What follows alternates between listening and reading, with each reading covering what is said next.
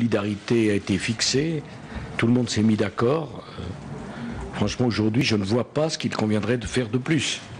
Bon, mais ça ne veut pas dire que dans quelques mois, on n'aura pas d'autres alternatives ou d'autres possibilités pour renforcer notre dispositif économique. Mais on en a parlé de façon très approfondie. D'ailleurs, c'est une question de responsabilité. Ce qui s'est passé au Japon interpelle le monde entier. Enfin, je rappelle que ce qui s'est passé au Japon n'a rien à voir avec ce qui s'est passé à Tchernobyl. Le tremblement de terre 9 sur l'échelle de Richter, le Japon n'en avait jamais connu d'aussi important. La centrale construite en 1970 a parfaitement résisté. Le processus nucléaire a parfaitement fonctionné. Qu'est-ce qui n'a pas fonctionné?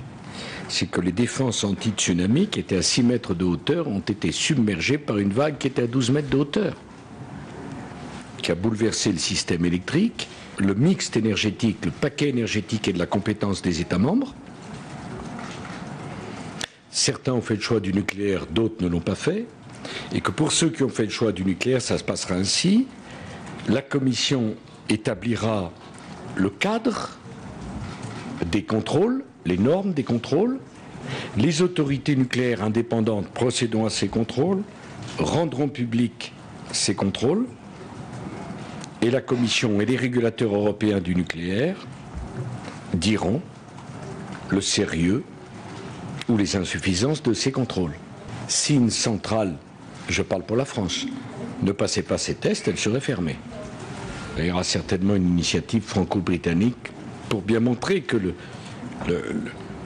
la solution ne peut pas être que militaire. Elle sera forcément politique et diplomatique, même si le militaire, du fait de l'incapacité à entendre des choses raisonnables de M. Kadhafi, était devenu incontournable. Deuxièmement, les décisions à l'OTAN, comme vous le savez, se prennent à l'unanimité. Et quand même, dans cette affaire si douloureuse libyenne, c'est une initiative de la Grande-Bretagne et de la France, deux grands pays européens. Et les avions qui volent, ils sont anglais et français, indépendamment des autres, mais ils sont aussi danois. Bon, mais vous-même qui êtes un très bon connaisseur de l'Europe, vous savez bien que l'Europe de la défense, ça repose d'abord sur un couple, qui est le couple franco-britannique, puisque ce sont les deux armées les plus puissantes d'Europe. Interdit d'en avoir, c'est déjà assez compliqué comme ça, c'est aux Portugais de décider ce qu'ils ont à faire en fonction de la connaissance qu'ils ont de la situation de leur pays, c'est pas moi.